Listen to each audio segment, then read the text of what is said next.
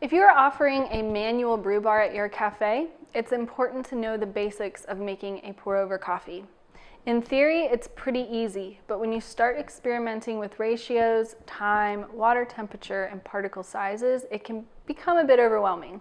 In this video, I'm going to share a simple yet effective recipe that can work for any coffee every time. I'll be brewing using a V60. I really love the V60 because it is great for folks who are looking for complete control over brewing extraction. These come in both metal, plastic, and ceramic, along with their cone-shaped filters. To brew with the V60, you will of course need a V60 brewer, a V60 filter,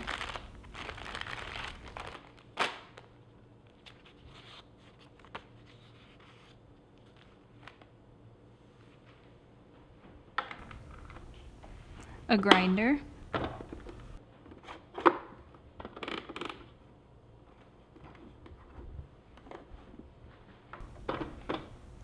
your favorite coffee,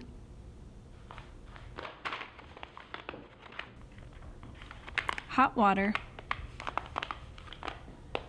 a scale, preferably with a built-in timer, and a mug or brewing carafe.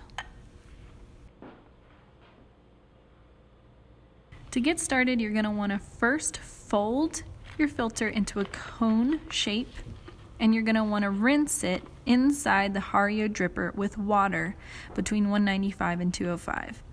This is going to eliminate any papery flavor, and it's also going to heat up the mug or carafe that you are brewing into. Just remember, discard the rinse water before you start brewing, or it's going to taste pretty funky. Next, we are going to measure out our coffee and grind it. We are going to brew using a 1:16 ratio. So that's 1 part coffee to 16 parts water. So we are going to weigh out 20 grams, which is about 3 tablespoons of coffee, and we're going to grind it so that it is the consistency of fine table salt. Once we've done that, we can go ahead and add the coffee to our brewer. Okay, next up, we are going to tare our scale so that it reads 0, and we are going to double check to make sure our scale reads 0 as well.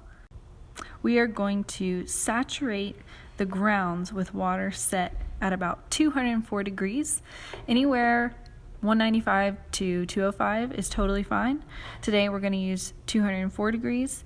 And if you don't have a kettle that can set temperature for you, that's totally okay. Just go ahead and take the water to a boil and let it sit for just a few minutes until it reaches that temperature. Now we are going to use just enough water to cover those grinds, letting it bloom for 30 seconds. Coffee degasses or blooms when it's fresh, so the coffee bed should raise up and bubble a bit.